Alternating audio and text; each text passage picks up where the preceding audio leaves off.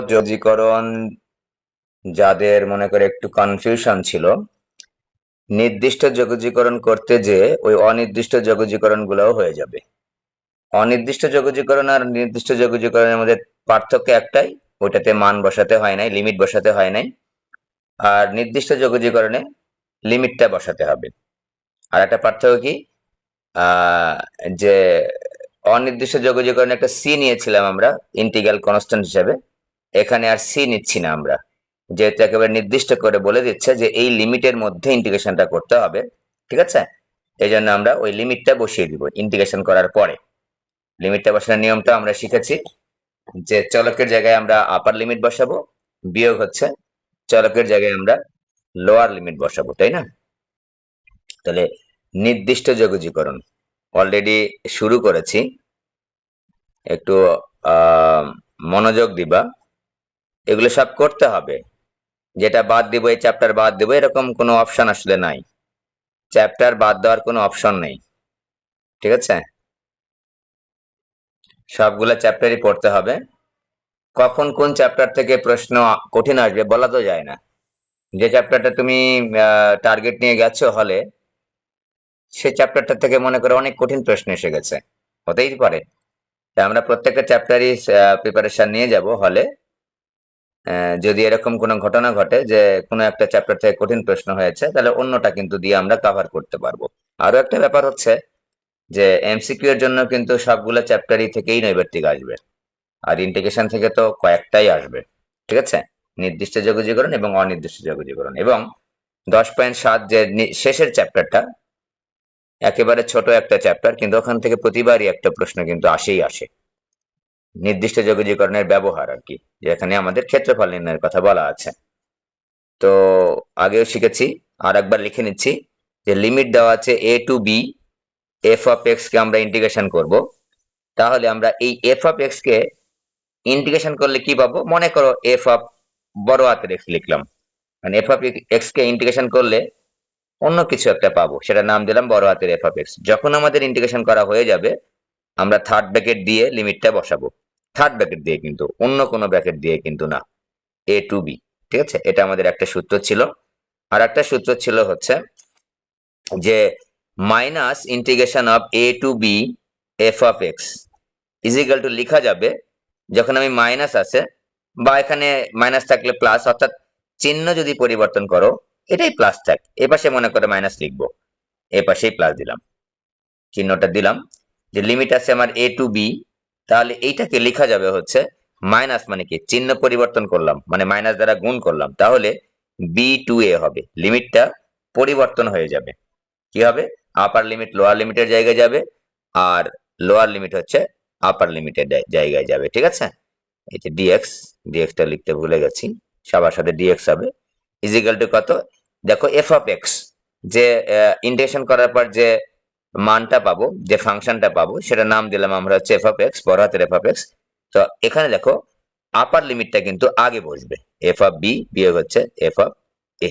এখানে কিন্তু কোনো ইন্টিগ্রাল কনস্ট্যান্ট কিন্তু আসবে না। ওকে, তো আমি 10.6 শুরু করেছিলাম, তো একবারে 5 নাম্বারে চলে যাচ্ছি। 1 2 3 4 যারা করো নাই বা ক্লাসে উপস্থিত ছিল না, এটার জন্য আলাদা ক্লাস নিব।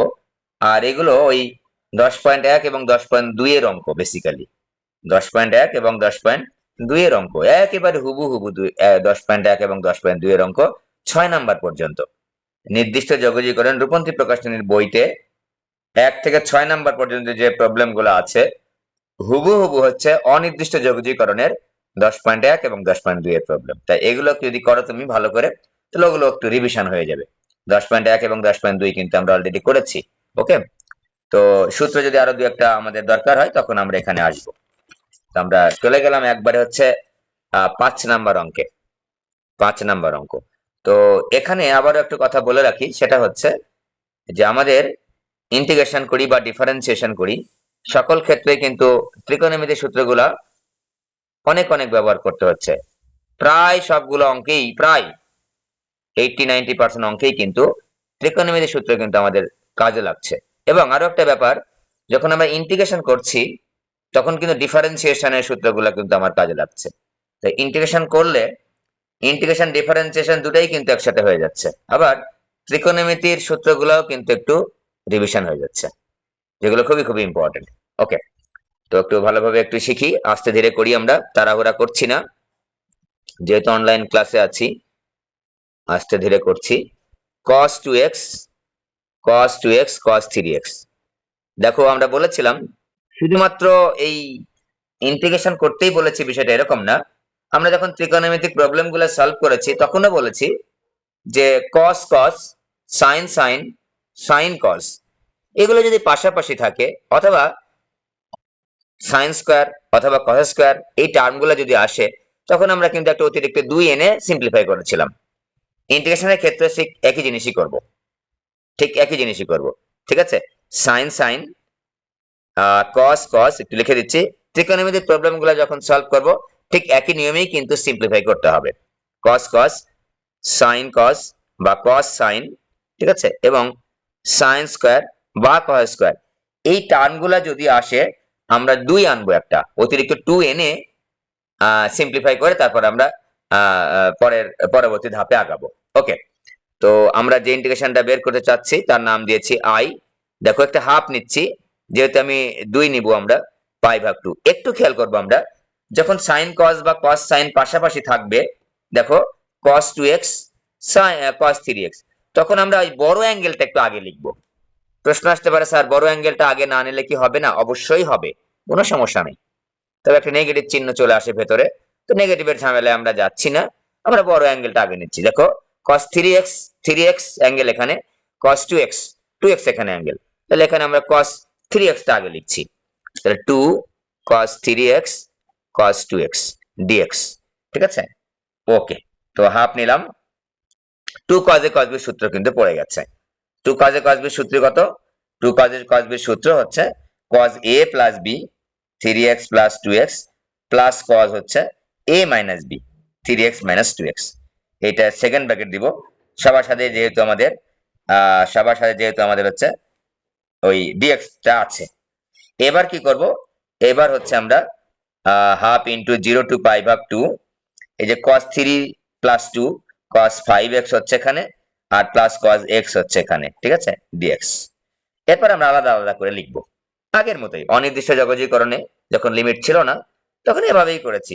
এখানে খালি একটাই পার্থক্য, লিমিটটা বসাতে হবে। আলাদা করে লিখি এবার, 0 টু পাই ভাগ 2 cos 5x dx plus half, half তো দুটার সাথেই গুণ অবস্থায় আছে, তাই হাফ কিন্তু এটার সাথেও নিব, হাফ আমরা এটার সাথেও নিব। 0 টু পাই ভাগ 2 cos x dx। খেয়াল করে দেখো, লিমিট ছাড়া এবং লিমিট সহ যে প্রবলেম গুলো সলভ করছি প্রায় একই, তা লিমিটটা খালি বসাবো। হাফ cos 5x কে আমরা করলে পাবো হচ্ছে sin 5x ভাগ হচ্ছে 5, বুঝতেই পারছো।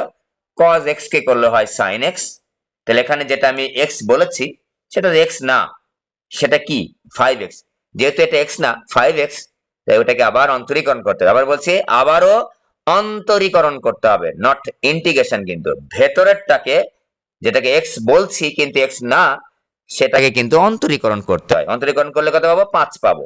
ওই 5 দিয়ে কিন্তু এখানে ভাগ করব, নট গুণ, ভাগ করতে হবে কিন্তু, ঠিক আছে, আমরা ভাগ করব। যখন আমাদের ইন্টিগ্রেশন করা হয়ে গেছে তখন আমরা থার্ড ব্র্যাকেট দিয়ে এই লিমিটটা বসাবো, আপার লিমিটের জায়গায় আপার লিমিট, লোয়ার লিমিটের জায়গায় লোয়ার লিমিট।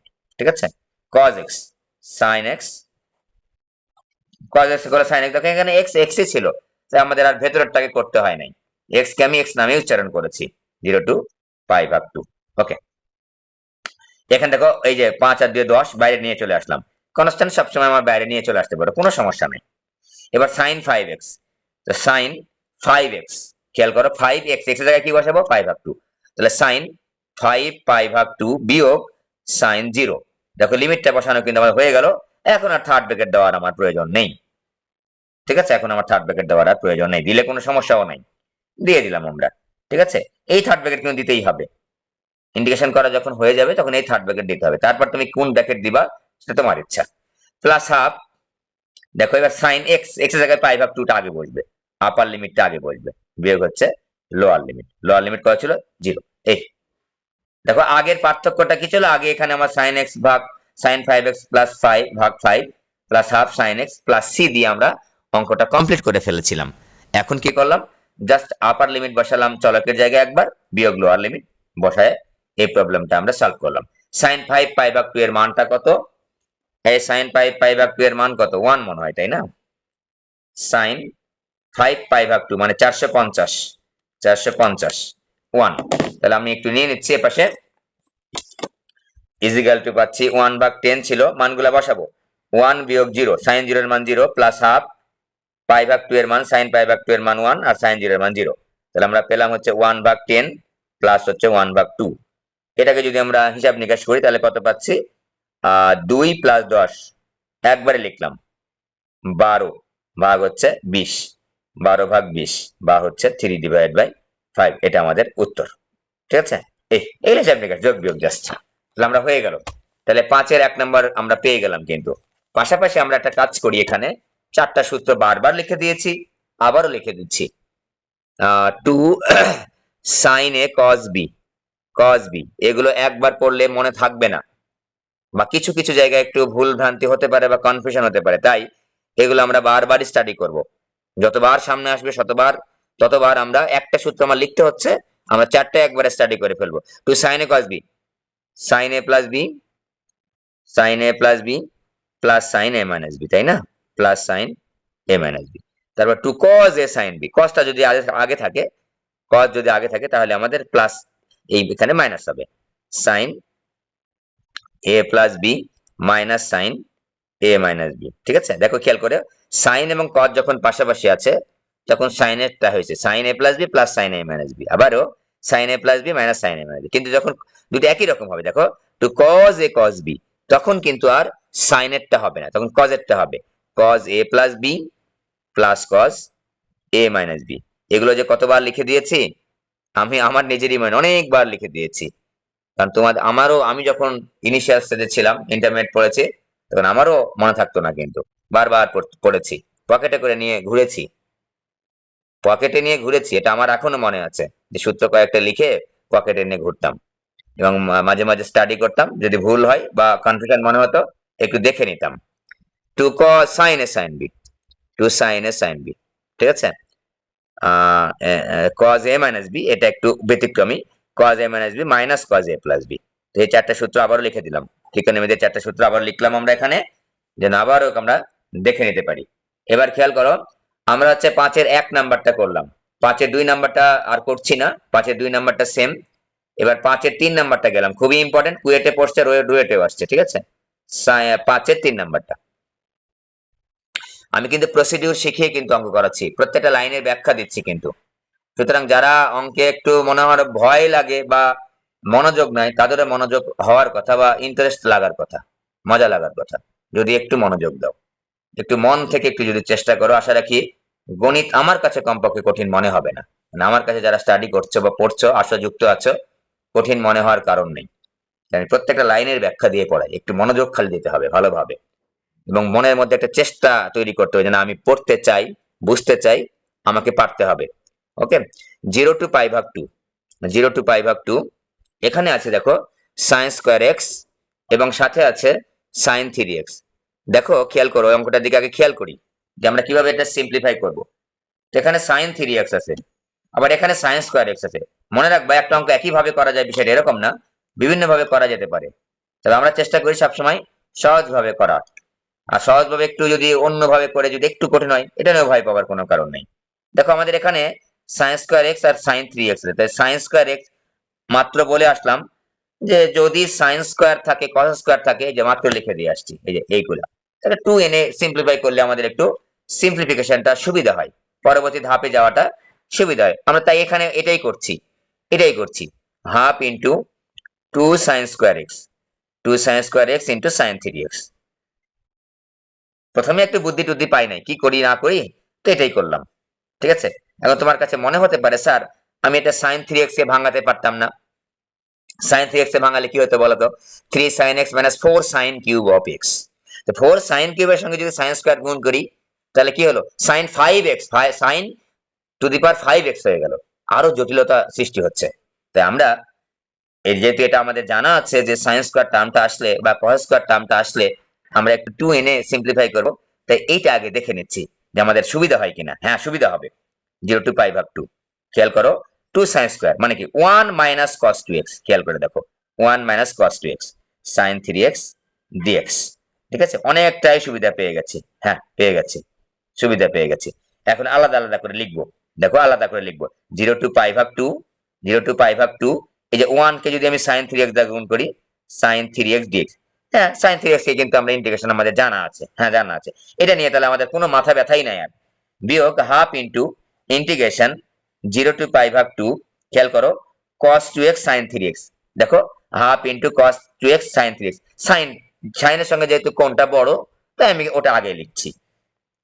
তাহলে sin 3x cos 2x। আমরা বলেছি যে সাইন আর যদি হচ্ছে sine cos cos sine sine sine এগুলো পাশাপাশি যদি থাকে, তাহলে আবার ওই 2 আনতে হবে। এখানে আরো একটা 2 নিয়ে চলে আসি। এখানে ইন্টিগ্রেশনটা এখন করছি না, করলে সমস্যা নেই, একবারে করব না। ঠিক আছে, যেহেতু এটা এখনো সিম্পলিফাই করা শেষ হয় নাই, একবারে করব না।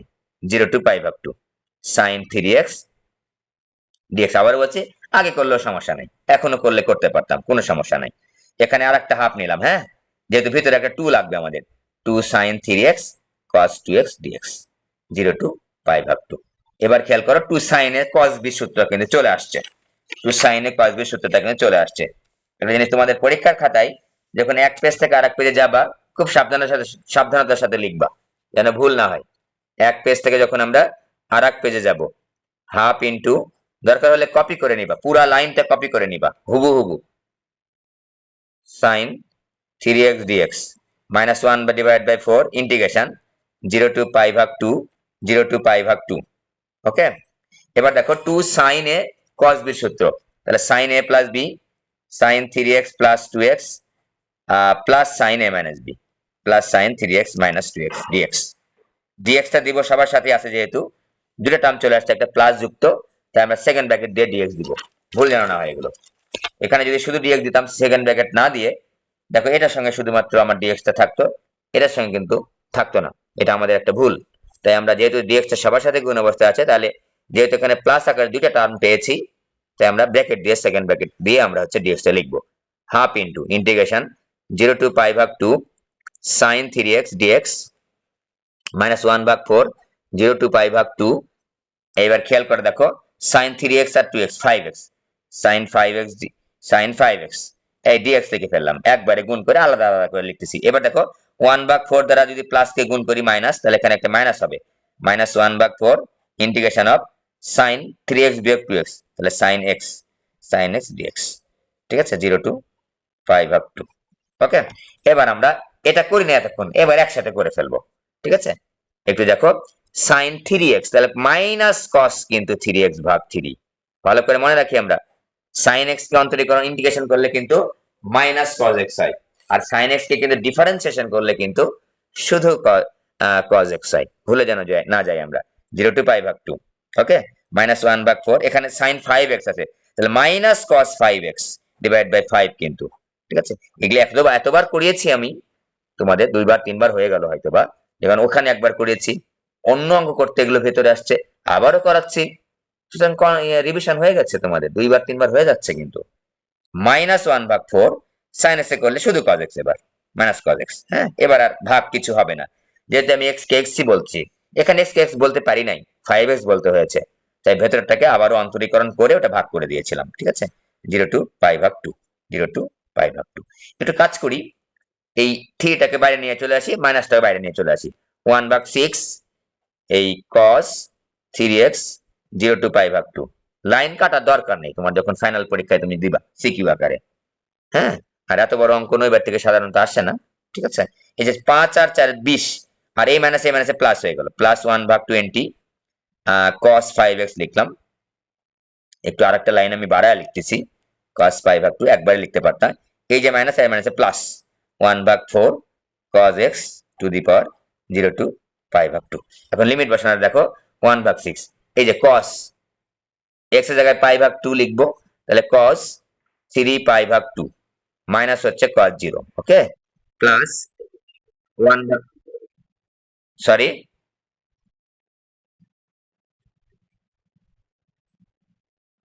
1 ভাগ, হ্যাঁ একটা মাইনাস, সরি একটা মাইনাস হবে, এখানে একটা মাইনাস গুণ ছিল। ওকে, এবার দেখো cos 5x, তাহলে cos 5 পাই ভাগ 2 বিয়োগ হচ্ছে cos 0। ওকে, প্লাস হচ্ছে 1 ভাগ 4 cos 5 ভাগ 2 বিয়োগ হচ্ছে cos 0, cos 0। ওকে, এটা cos 0 কাটাকাটি হলো একটু, তারপর আমরা হচ্ছে মানগুলা বসিয়ে দিলে হয়ে যাবে। cos 3 ভাগ 2 এর মান কত? 0 মনে হয়, তাই না? cos 270 এর মান কত? cos 270 এর মান হচ্ছে 0। তাহলে -1 ভাগ 6, 0 বিয়োগ 1, cos 0 এর মান 1, প্লাস 1 ভাগ 20, cos 450 এর মানও মনে হয় 0, cos 450। এই যে 5 পাই ভাগ 2 মানে কি? পাই ভাগ 2 মানে 90, আর 5 নং 45, 450, 0 বিয়োগ 1, প্লাস 1 ভাগ 4, cos পাই ভাগ 2 এর মান 0 বিয়োগ cos 0 এর মান হচ্ছে 1। ঠিক আছে, তাহলে -1 ভাগ 6 মাইনাস হচ্ছে 1 ভাগ 20, আর মাইনাস হচ্ছে 1 ভাগ 4। এই হইলো? হিসাব নিকাশ কি ভুল হলো নাকি? নাকি এটা মনে হয় প্লাস হবে?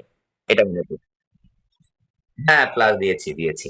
এর হিসাব নিকাশ করে যা হবে সেটা আমাদের রেজাল্ট। ওকে, নিজে করে ফেলবো। তারপরে এটা গেল, তাহলে আমাদের 5 নাম্বারটা কমপ্লিট হয়ে গেল। এবার 6 নাম্বার আসো। অনেকবার পরীক্ষা আসছে অনির্দিষ্ট যোগজীকরণ আকারে অথবা নির্দিষ্ট যোগজীকরণ আকারে। 10.2 এর অঙ্ক। 6 এর আমি দুইটা অঙ্ক, তিনটা অঙ্ক আছে, আমি করে দিচ্ছি 6 নাম্বারটা। 6 এর একটা করে দিচ্ছি, রিভিশন আকারে কিন্তু করাচ্ছি, বলতে পারো রিভিশন আকারে কিন্তু করাচ্ছি। ঠিক আছে, তোমরা একটু রিভিশন হিসেবে চিন্তা করো এটা। 0 টু পাই ভাগ 2, 0 টু পাই ভাগ 2 দুইটা অঙ্ক করাচ্ছি, একটু জুড়ে করবো এবার। 1 প্লাস cos x। ঠিক আছে, তো খেয়াল করো, 1 প্লাস cos x যদি নিচে থাকে, উপরে যদি কিছু না থাকে, অথবা 1 minus cos x, 1 plus cos 2x, 1 minus cos 2x, যাই থাকুক না কেন, আমরা সরাসরি আমাদের সূত্র আমাদের হাতে আছে, সূত্রটাকে লিখে নিচ্ছি এই গোলার মধ্যে। 1 plus cos 2a is equal to 2 cos square a, 1 minus cos 2a is equal to 2 sin square a, তাই না? হ্যাঁ, তাহলে এটা আমাদের জানা আছে। তাহলে আমি দেখো এখন 0 টু পাই ভাগ 2 সরাসরি সূত্রটা লিখে দিব আমরা। 1 প্লাস cos 2 থিটা আকারে যদি কোনো টার্ম থাকে নিচে, সরাসরি আমরা সূত্রটা লিখে দিব। 2 cos স্কয়ার, দেখো এখানে 2 এ থাকলে a হয়ে যায়, স্কয়ার টার্মে কিন্তু অর্ধেক হয় কোনটা, তাহলে স্কয়ার টার্মে কোন ছিল x, তাহলে এখানে হবে x ভাগ 2। ওকে, তাহলে আমাদের দেখো অঙ্কটা হয়ে গেছে। 0 টু পাই ভাগ 2, হাফটাকে বাইরে নিচ্ছি, আর 1 ভাগ cos স্কয়ার মানে কি? sec square, sec square x ভাগ 2 dx। তো আমাদের কিন্তু sec স্কয়ারের ইন্টিগ্রেশন জানা আছে। Integration of sec square x is equal to tan x plus c। আমরা tan x টা লিখলাম, এখানে c লিখেছি, যেহেতু এটা অনির্দিষ্ট যোগজীকরণ তখন আমরা c লিখেছি। এখন কিন্তু আর প্লাস c লিখবো না, তাহলে half into sec square x ভাগ 2 কে ইন্টিগ্রেশন করলে tan x ভাগ 2 হবে। হ্যাঁ, কিন্তু এখানে একটা মজার ব্যাপার হচ্ছে যে tan x ভাগ 2, sec স্কয়ার কিন্তু x কে আমি x বলতে পারি নাই, x ভাগ 2 বলেছি। তাহলে ওই x ভাগ 2 যেটাকে বললাম x আকারে চিন্তা করলাম, ওইটাকে আবার অন্তরীকরণ করতে হবে। অন্তরীকরণ করলে আমরা কত পাবো? আমরা পাবো হচ্ছে হাফ পাবো। x ভাগ 2 কে অন্তরীকরণ করলে হাফ পাবো, 1 ভাগ 2 পাবো। ওই 1 ভাগ 2 দ্বারা ভাগ করতে হবে। তো তারপর দেখো আমরা লিমিটটা বসায় দেবো, 0 টু পাই ভাগ 2। খেয়াল করো, নিচেও হাফ আছে, উপরেও হাফ আছে। এই হাফ আর হাফ, উপরেও হাফ নিচেও হাফ, তাহলে হাফ আর হাফ ক্যান্সেল হয়ে গেল, থাকলো কত? tan x ভাগ 2 0 টু পাই ভাগ 2। এগুলো অনেকটাই সহজ অঙ্ক, কিন্তু তুমি যদি নিজে হাতে প্র্যাকটিস না করো তাহলে কিন্তু এগুলো অঙ্ক ভুল হয়ে যাবে। হিসাব নিকাশে তোমার যোগ বিয়োগ গুণেই ভুল হয়ে যাবে। বারবার বলছি, যোগ বিয়োগেই ভুল হয়ে যাবে, যোগ বিয়োগ গুণ ভাগেই ভুল হয়ে যাবে। তোমার প্র্যাকটিস করতেই হবে, লিখে লিখে, হাতে হাতে লিখে। ঠিক আছে, আমি লিখছি, আমার প্র্যাকটিস হচ্ছে, তোমার প্র্যাকটিস কিন্তু হচ্ছে না, তুমি খালি বুঝছো এই জায়গায়। তোমাকে কি করতে হবে? লিখতে হবে। তাহলে x এর জায়গায় পাই ভাগ 2 লিখবো। তো দেখো তো, এখানে একটা 2 আছে নিচে, তাহলে কি হয়ে যাবে? tan পাই ভাগ 4 হবে, বিয়োগ হচ্ছে tan 0 হচ্ছে। tan পাই ভাগ 4 এর মান 1, আর tan 0 এর মান হচ্ছে 0। তাহলে আমাদের উত্তর হয়ে গেল হচ্ছে এটা। এবার খেয়াল করো, এখানে 1 প্লাস cos 2x থাকুক, 1 মাইনাস cos 2x থাকুক, বা 1 মাইনাস cos x থাকুক, তাহলে আমরা এই দুটো সূত্রের মাধ্যমে ত্রিকোণমিতি, খুবই ইম্পর্টেন্ট দুটো সূত্র। দেখো, কখনো বা এখান থেকে এখানে যেতে হয়, কখনো বা এখান থেকে এখানে যেতে হয়। তাই ত্রিকোণমিতি সূত্রগুলো যখন স্টাডি করবা, বাম থেকে ডানে যাওয়াটাও আমরা ভালোভাবে স্টাডি করব, ডান থেকে বামে আসাটাও আমরা ভালোভাবে স্টাডি করব। কখন কোনটা লাগবে তখন সেটাই কিন্তু ব্যবহার করতে পারতে হবে, খুবই শর্ট টাইমের মধ্যে। ওই চিন্তা ভাবনা করে কনফিউশন এরকম রাখা যাবে না, তাহলে তুমি পিছিয়ে যাবা। ওকে, যথেষ্ট সময় আছে, ভালোভাবে স্টাডি করো, সময়গুলো কাজে লাগাও। এবার দেখো 6-2 নম্বর অঙ্ক।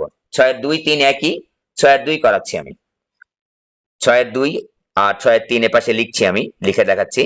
হ্যাঁ, 6-3টা কি ছিল আর 6-2টা কি ছিল? 6-2 ছিল হচ্ছে 0 to π/4, আর 6-3টা হচ্ছে 0 to π/3, 0 to π/4, আর dx ডিভাইডেড বাই হচ্ছে 1 প্লাস সাইন এক্স। ওকে, আর এইটা ছিল হচ্ছে 0 to π/3, লিমিটটা একটু পরিবর্তন করে দিয়েছে, আর 1 divide by 1 minus sine x. খেয়াল করে দেখো, একই অঙ্ক, খালি এখানে প্লাস আছে, এখানে মাইনাস আছে। আমরা বলেছিলাম যখন নিচে এরকম টার্ম থাকবে 1 প্লাস সাইন এক্স বা 1 মাইনাস সাইন এক্স, উপরে আর কিচ্ছু নেই, তখন আমরা এই 1 প্লাস সাইন এক্স থাকলে উপর নিচে 1 মাইনাস সাইন এক্স দ্বারা গুণ করে নিব। আবার 1 মাইনাস সাইন এক্স যদি নিচে থাকে তাহলে উপর নিচে 1 প্লাস সাইন এক্স দ্বারা গুণ করে নিব। অর্থাৎ 1 এবং সাইন এক্স এর মাঝে বা 1 প্লাস সাইন এক্স এগুলোর মাঝে যে চিহ্নটা থাকবে সে চিহ্নর অপোজিট চিহ্ন দ্বারা উপর নিচে আমরা লবহারকে গুণ করে সিম্পলিফাই করবো। একটু মনে রাখবো ওটা আমরা। হ্যাঁ, এটা অনেক ইম্পর্টেন্ট অঙ্ক। তো i ইজ ইকুয়াল টু, দেখো integration of 0 to π/4 1 minus sine x divide by হচ্ছে 1 plus sine x into 1 minus sine x. দেখো খেয়াল করো যে আমরা এখানে যেহেতু নিচে প্লাস সাইন এক্স ছিল 1 প্লাস, উপর নিচে কিন্তু 1 মাইনাস সাইন এক্স দ্বারা গুণ করেছে। এগুলো আমরা 10.2 করে এসেছি। এখন শুধুমাত্র লিমিটটা আছে, লিমিটটা আছে শুধুমাত্র, ঠিক আছে? এখানে এটা আর করালাম না। সিমিলারলি এখানে 1 প্লাস সাইন এক্স দ্বারা উপর নিচে গুণ হবে, ঠিক আছে? একটা প্লাস একটা মাইনাস। ওকে, এবার খেয়াল করো যে 0 to π/4 লাভটা কি হলো? 1 minus sine x divide by, দেখো লাভ তো অবশ্যই হয়েছে, লাভ না থাকলে তো অবশ্যই করি নাই। 1 প্লাস সাইন এক্স আর 1 মাইনাস সাইন এক্স করলে 1 মাইনাস সাইন স্কয়ার এক্স হয়ে গেল, sine square x d x. Okay, 0 to π/4 1 minus sine x divide by cos square x d x. এগুলো লিখলে তোমার দুইবার লিখলেই বা একটা দুটো অঙ্ক করলে এগুলো সুন্দরভাবে প্র্যাকটিস হয়ে যাবে, মনে থাকবে। আশা রাখি মেমোরিতে থাকবে, এগুলো থাকবে, শিওর থাকো তোমার মেমোরিতে থাকবে এগুলো।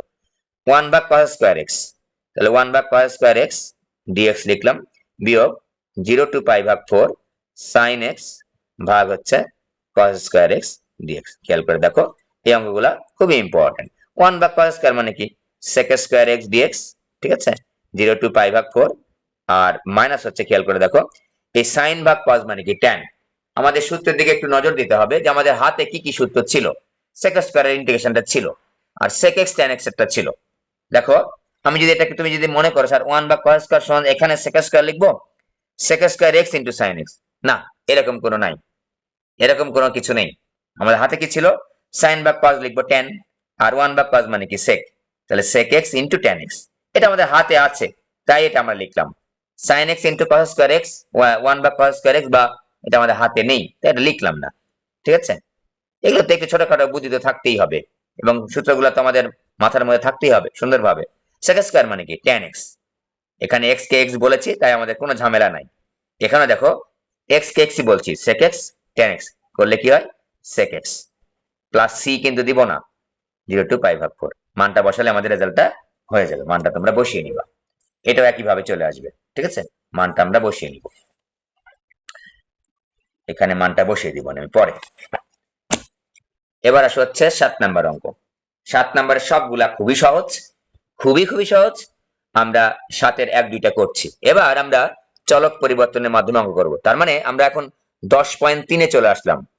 অনির্দিষ্ট যোগজীকরণের 10.3-এর চলক পরিবর্তন, চলক পরিবর্তনের মাধ্যমে আমরা হচ্ছে ইন্টিগ্রেশন করব। সেটা নাম্বার কত? 7। 7-এর 1 নাম্বার। আবারও বলছি এগুলো খুবই সহজ, এবং রিভিশন হচ্ছে কিন্তু 10.3। 10.1-2 রিভিশন হয়ে গেল অলরেডি, 10.3-এ চলে আসলাম আমরা। এবং এখানে একটা ব্যাপার লক্ষ্য করব আমরা, যে এখানকার যে ইন্টিগ্রেশন গুলো আছে 10.6-এর নির্দিষ্ট যোগজীকরণ, এখানে কঠিন তেমন অঙ্ক নেই। 10.3-এ কিন্তু অনেক কঠিন কঠিন নিয়ম কানুন ছিল, এখানে এত কঠিন কিছু নেই, একেবারে সহজ গুলোই আছে। আচ্ছা, 7.1 কি বলছে দেখো তো? 0 to π/4 tan square x into sec x, sec square x d x. খেয়াল করে দেখো, আমরা এক নজরে একটু তাকাবো অঙ্কের দিকে। এগুলোকে তো তাকাতে হয় নাই, খেয়াল করে দেখো, কারণ এগুলোতে সূত্রের মাধ্যমে করে ফেলেছি। cos 2x 3x গুণ অবস্থায় ছিল, সূত্রের মাধ্যমে করে ফেলেছি। এগুলোতে আর একটা চলক ধরে অন্য চলকে নিয়ে যাওয়ার অপশন নাই। দেখো cos 3x কে ধরলে কখনোই আমি cos 3x পাবো না, cos 2x কে ধরলে কখনোই আমি cos 3x পাবো না। তো এখানে কিন্তু আমি তাকিয়েও দেখলেও আমার লাভ নেই। এখানে একটু লাভ আছে, দেখো তো tan x কে ধরলে কিন্তু আমরা আর একটা চলক পাবো, নাম হচ্ছে sec স্কয়ার x, তাই না? tan x কে যদি আমি ধরি, আবারও বলছি, যখন আমি ধরবো কথাটা বলছি, তখনই তুমি ডিফারেন্সিয়েশন চিন্তা করবা, নট ইন্টিগ্রেশন। আর আমি যখন ধরছি তখন কিন্তু ডিফারেন্সিয়েশন করি কিন্তু আমরা। দেখো tan x সমান যখন আমি z ধরলাম, tan x সমান যখন আমি z ধরলাম, তখন কি আমি এটা ডিফারেন্সিয়েশন করব না এখন? হ্যাঁ, ডিফারেন্সিয়েশন করব। tan x কে ডিফারেন্সিয়েশন করলে কি হয়? sec স্কয়ার x হয়। sec square x dx is equal two dz। আগেই বলেছি বারবার যে যখন আমরা ডিফারেন্স ধরবো একটা চলক থেকে আরেকটা চলকে প্রতিস্থাপন করবো, এটার নাম হচ্ছে প্রতিস্থাপন পদ্ধতি। এটার নাম হচ্ছে প্রতিস্থাপন পদ্ধতি। যখন আমরা ধরবো তখন দেখবো যে হচ্ছে এখানে কি আছে, tan x অন্তরীকরণ করলে কি sec স্কয়ার x, এখানে চলক কি x, তাহলে এখানে dx লিখবো। আর z কে অন্তরীকরণ করলে কি হয়? dz হয়, তাই না? এটা আমরা শিখেছি, বারবার শিখেছি, বারবার শিখেছি। দেখো আমি যদি আরেকবার দেখাই, আরেকবার দেখাচ্ছি। tan x সমান সমান z, x এর সাপেক্ষে অন্তরীকরণ করছি, ddx of tan x is equal two ddx of z, উভয় পাশে x এর সাপেক্ষে অন্তরীকরণ করলাম। tan x কে অন্তরীকরণ করলে কি হয়? sec square x is equal two কি লিখবো? ddx of z। z এর মধ্যে যেহেতু tan x আছে, তাহলে এটাকে কিন্তু আমরা জিরো লিখবো না, তাহলে কি লিখবো? dz ইন্টু dz ভাগ dx। তা দেখো তো আমি যদি আর গুণ করি, sec square x dx is equal two dz। এতগুলা জিনিস না লিখে আমরা একবারে করেছি, ঠিক আছে? এতগুলা জিনিস কিন্তু আমরা পরিহার করেছি, পরিহার করেছি। তোমাদের 10.3 যখন একটা চলক থেকে অন্য চলকে প্রতিস্থাপনের মাধ্যমে অন্তরীকরণ গুলা, ইন্টিগ্রেশন গুলা করেছিলাম, ঠিক আছে, তখন কিন্তু এতগুলা জিনিসের জায়গায় আমরা কি লিখতে বলেছিলাম? যেহেতু একই জিনিসই আছে, যে এটাকে অন্তরীকরণ করলে যেটা পাবো তার সঙ্গে ওই চলকের ডিটা বসায় দিব dx, আর এখানে ওই চলকের ডিটা বসায় দিব dz, তাহলে আমাদের কিন্তু হয়ে যাবে। এতগুলো লাইন আমাদের লেখার দরকার নেই। যেহেতু ওখানে সাথে একটু পার্থক্য দেখো, এখানে কিন্তু চলক পরিবর্তন করেছি, এখানে আমি চলক পরিবর্তন করেছি, তাহলে কি আমার ওই চলকের লিমিটটা পরিবর্তন করতে হবে না? এক্স কে পরিবর্তন করে আমি জেডে চলে গেছি, তাহলে এক্স এর এখানে লিমিট এখনো বিদ্যমান আছে, তাহলে এই লিমিটটাকে পরিবর্তন করে আমরা জেড এর লিমিটে চলে যাবো। খুবই সহজ, আমি একটু বের করে নিচ্ছি। যখন x is equal two zero, দেখো এক্স এর লিমিট কত ছিল? জিরো। এইটা যে এই ইন্টিগ্রেশনের মধ্যে কোন চলক আছে? এক্স চলক আছে, তাহলে এই লিমিটটা কার? Upper limit lower limit x চলকের। এক্স এ যখন জিরো, তখন জেড ইজ ইকুয়াল টু কত? দেখো তো তখন জেড ইজ ইকুয়াল, দেখো খেয়াল করে, Z is equal tan x, tan zero, tan zero is equal two zero, tan জিরোর মান জিরো। যখন এক্স ইজ ইকুয়াল টু, দেখো খেয়াল করে, যখন এক্স ইজ ইকুয়াল টু এই পাই ভাগ ফোর, পাই ভাগ ফোর, তখন জেড ইজ ইকুয়াল টু, দেখো tan x এর জায়গায় কি বসাবো? পাই ভাগ ফোর, তাহলে tan পাই ভাগ ফোর ইজ ইকুয়াল টু হচ্ছে ওয়ান। একটু খেয়াল করি, যখন আমি জিরো লিখেছি তখন লিখবো জেড এর মান জিরো লিখবো। দেখো তাহলে আমি যদি লিমিটটা পরিবর্তন করি একটু, আমি একটু দেখাচ্ছি লাল কালি দিয়ে, এই যে জিরোর জায়গায় লিখবো জিরো, দেখো জিরোর জায়গায় জিরো পেয়েছি, পাই ভাগ ফোরের জায়গায় কত পেয়েছি? পাই ভাগ ফোরের জায়গায় কিন্তু ওয়ান পেয়েছি, এই যে পাই ভাগ ফোরের জায়গায় আমরা জেড এর ক্ষেত্রে ওয়ান পেয়েছি, তাহলে পাই ভাগ ফোরের জায়গায় আমরা ওয়ান লিখবো। ঠিক আছে, চলক কিন্তু পরিবর্তন করেছি, মনে রাখবো যখন আমরা ইন্টিগ্রেশনের চলক পরিবর্তন করব তখন সাথে সাথে লিমিটটা পরিবর্তন করতে হবে একই সাথে, কিন্তু একবার চলক পরিবর্তন করব, একবার লিমিট পরিবর্তন করো, তাহলে কিন্তু হবে না। দেখো tan স্কয়ার x এর জায়গায় কি লিখবে এবার? tan x এর জায়গায় z লিখেছি, তাহলে tan স্কয়ার x মানে কি? z square. আর এই পুরাটা সমান কি লিখবো? sec square x dx is equal two dz লিখবো। দেখো অঙ্ক কিন্তু আমাদের কমপ্লিট হয়ে গেছে, এখন খালি ইন্টিগ্রেশনটা করব। z স্কয়ার কে ইন্টিগ্রেশন করলে z কিউব ভাগ 3 হয়, সবাই আমরা জানি যে চলকের উপর পাওয়ার থাকলে এক পাওয়ার যোগ হয়, আর ওই পাওয়ার দিয়ে আবার ভাগ হয়। ইন্টিগ্রেশন আমার শেষ, থার্ড ব্র্যাকেট দিব, 0 টু 1। দেখো z এর জায়গায় একবার 1 বসাবো, তাহলে কি হবে? 1 ভাগ 3 বা 1 কিউব ভাগ 3, তো 1 কিউব করলে 1 হয়, তাহলে একবার আমি 1 আর বিয়োগ হচ্ছে 0 ইজ ইকুয়াল টু হচ্ছে 1 ভাগ 3। এটা আমাদের উত্তর। এই যে লিমিটটা আমি বের করে নিলাম না, এটা এইভাবে নিচে লিখবা না, সাইডে লিখবা, সাইডে লিখবা, অথবা প্রথমে এই লিমিটটা পরিবর্তন করে এই ইন্টিগ্রেশনটা পরে লিখবা।